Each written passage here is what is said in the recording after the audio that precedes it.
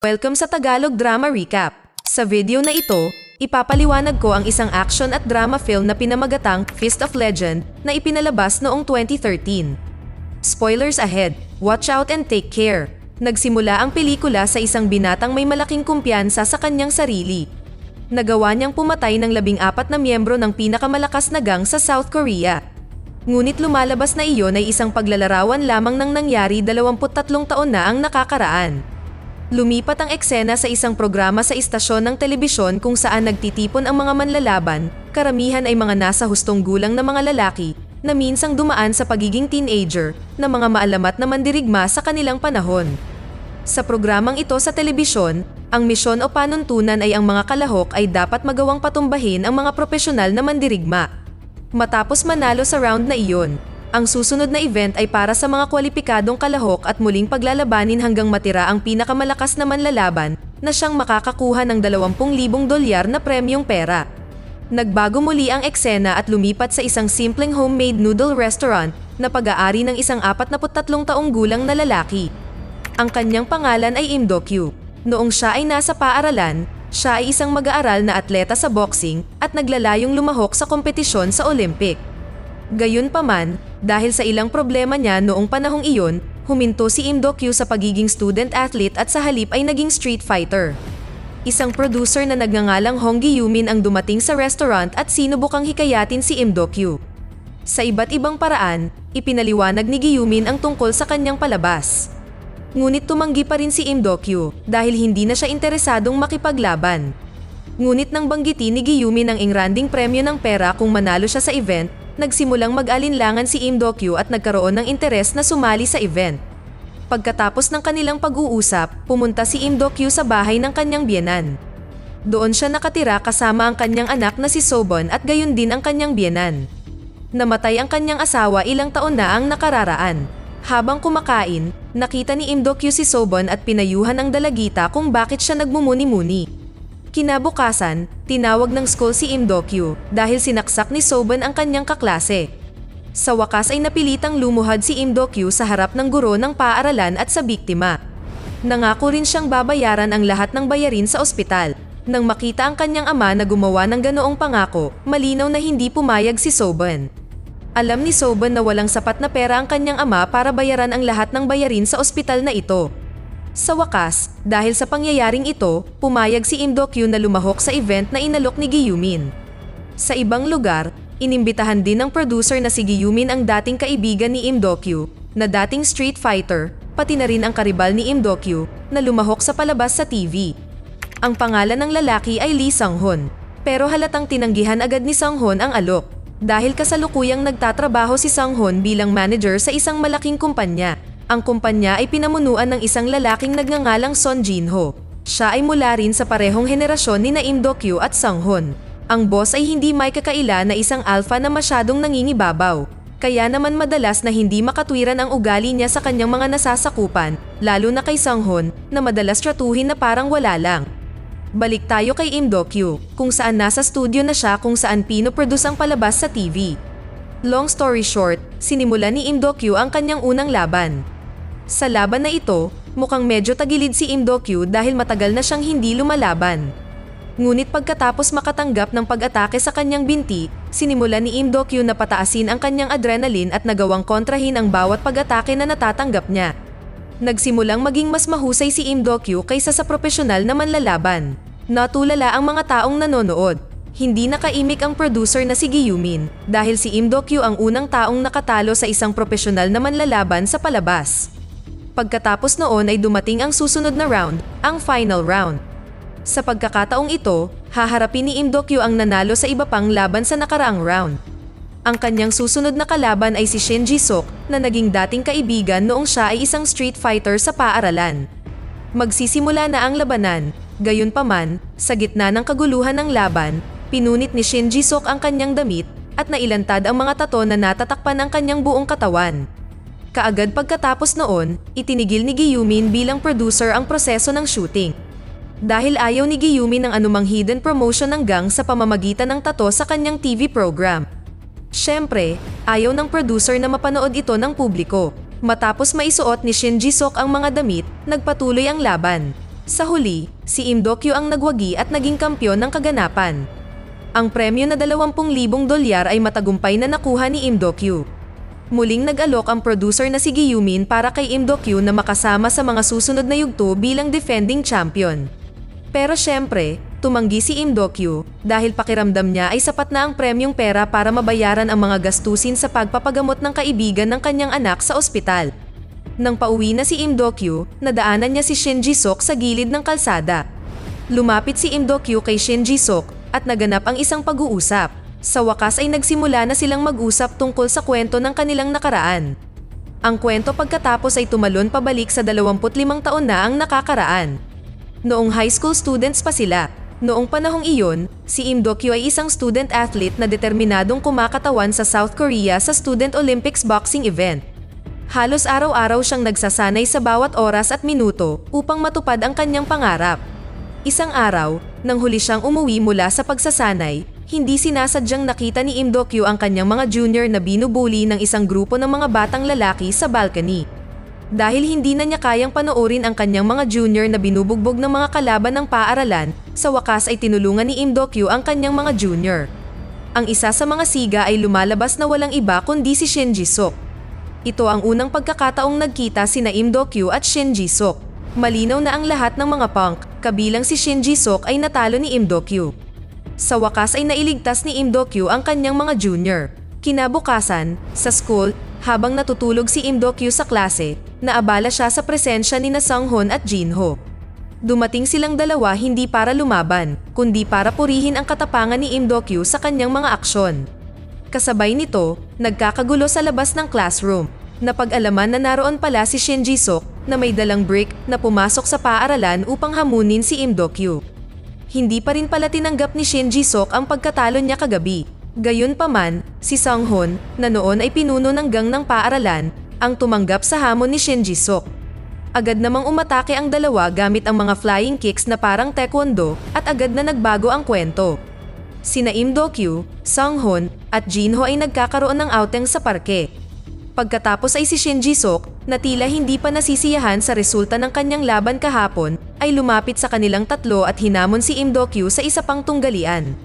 Dahil ayaw niyang ilabas ang mga bagay-bagay, inalok ni Im Do-kyu na bugbugin ang sarili at manahimik na lang siya, para sa halip ay matapos na ito kaagad. Nang matapos ito, inimbitahan ni Im Do-kyu si Shin Ji-sok na sumali sa kanilang pagkakaibigan. Dito nagsimula ang kwento ng kanilang pagkakaibigan. Lumaki si Jin-ho at minana ang negosyo ng kanyang ama at patuloy na lumago ng mabilis. Si Sung-hoon, na dating leader ng school gang, ay empleyado na ngayon sa kumpanya ni Jin-ho. Sa kasalukuyan, pagkatapos manalo sa palabas sa TV, naging tanyag si Im Do-kyu at nagsimulang makilala ng marami. Ang kanyang mabilis na pagtaas ng kasikatan ay nakaapekto sa kanyang negosyo sa restaurant, na dati bago siya nag-viral ay palaging walang mga customer. Ngunit ngayon, ito ay napakasikip dahil sa patuloy na pagdagsa. Isang pag-uusap ang naganap sa kusina sa pagitan ni Im Do-kyu at ng kanyang biyenan habang inihahanda ang pagkain na in-order ng mga nagsisiksikang customer. Dumating ang usapan na hindi na kailangan ni Im Do-kyu na mag-training dahil hindi na siya sasali sa TV show na nagpasikat sa kanya. Pero sa hindi inaasahan, sinabihan siya ng kanyang biyenan na ituloy ang pagsali sa show. Ang simpleng dahilan pala ay upang manatiling sikat si Im Do-kyu at para manatiling busy ang restaurant nila gaya ng nangyayari ngayon. Pagkatapos ng kanyang trabaho sa restaurant, bumili si Im Do-kyu ng isang iPad bilang regalo para sa kanyang anak na babae. Si Sobon ay may talento sa sining, lalo na sa pagguhit. Kaya't sadyang binilhan siya ni Im Do-kyu ng iPad para ma-practice ni Sobon ang kanyang talento. Nang magkaroon ng quality time ang mag-ama sa isang restaurant, biglang dumating ang isang pulutong ng mga batang mag-aaral na tila iniidolo si Im Do-kyu dahil sa palabas sa TV. Nang makita ni Sobon ang siksikan ng mga estudyante, bigla siyang nahiya at tumutok agad sa iPad. Sa sumunod na ilang linggo, patuloy na itinampok si Im Do-kyu sa palabas habang pinapanatili ni Im Do-kyu ang kanyang posisyon at nanatiling walang talo. Ang ratings ng palabas ay patuloy na tumaas at ito ay lumago sa katanyagan sa buong bansa. Maging ang mga dati niyang kaibigan na sina Sung-hoon at Jin-ho ay nanood ng kanyang mga laban at natuwa. Pagkatapos ng laban, dumalo si Im Do-kyu sa kanyang school reunion. Doon, tinanggap si Im Do-kyu at pinakitunguhan ng maayos. Sa katunayan, si Im Do-kyu ay binati ng lahat para sa kanyang tagumpay sa palabas sa TV. Gayunpaman, ang sitwasyon ay biglang nagbago matapos ang isa sa mga dumalo na kanyang junior ay nagsalaysay ng nakaraan noong binubuli sila ng school gang ni Im Do-kyu. Sa wakas ay natigilan si Im Do-kyu nang maalala ang lahat ng pagtrato sa kanya sa oras na iyon. Nag-flashback ang kwento sa nakaraan, noong si Im Do-kyu ay nagsasanay ng hating gabi. Nadatnan niyang pinipigilan ni Sang-hoon ang kanyang mga junior. Sa totoo lang, noong panahong iyon ay hindi nagustuhan ni Im Do-kyu ang mga aksyon ni Sang-hoon na pahirapan ang mga mahihinang tao. Lumipas ang araw hanggang sa dumating ang araw ng mahalagang laban para kay Im Do-kyu. Kung manalo siya sa laban, kakatawanin ni Im Do-kyu ang South Korea sa Student Olympics. Nakakapanabik ang labanan. Mula sa mga kondisyon sa panahon ng laban, talagang napakalinaw na tiyak na lalabas si Im Do-kyu bilang panalo. Gayunpaman, ang katotohanan ay ganap na naiiba.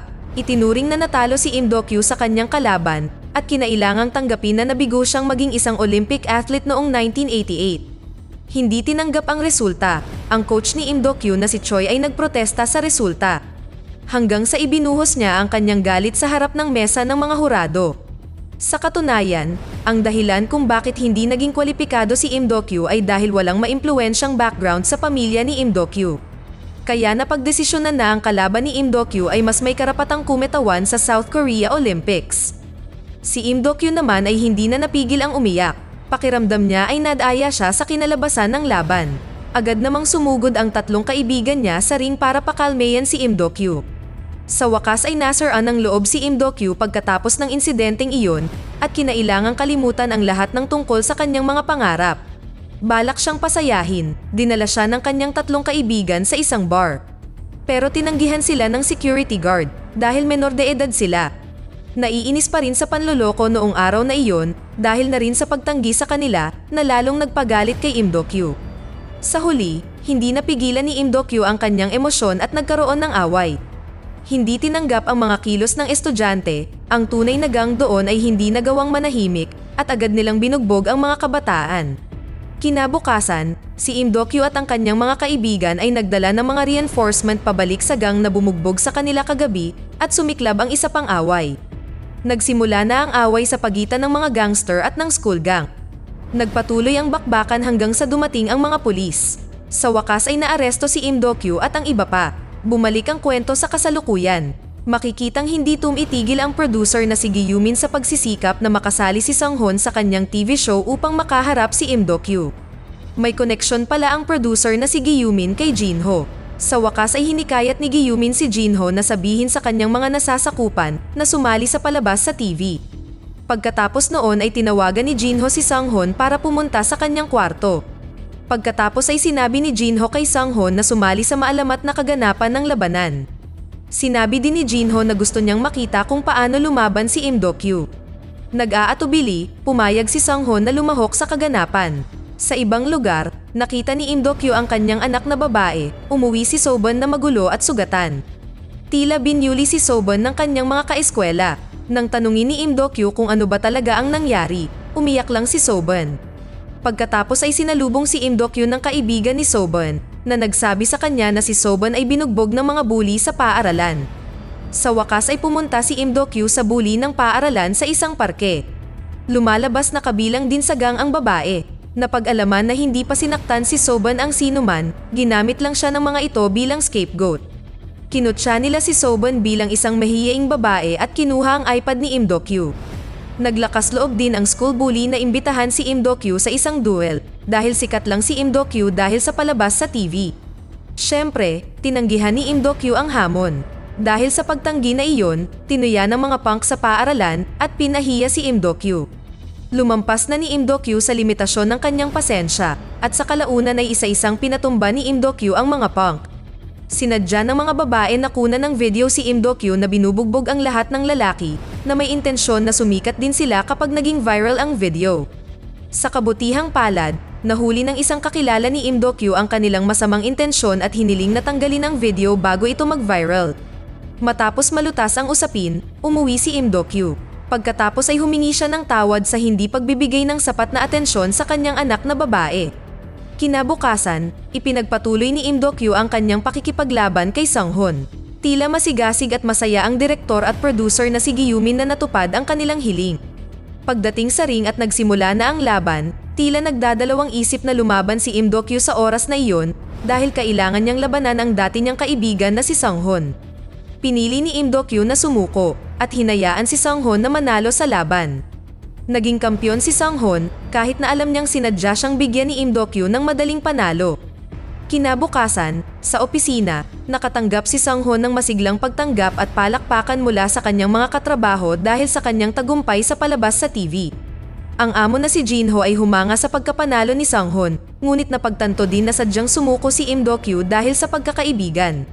Sinabi ni Jinho na gusto niyang makakita ng totoong laban. Sa wakas ay tinawag ni Jinho ang kanyang mga bantay at sinabihan si Sung-hoon na labanan siya.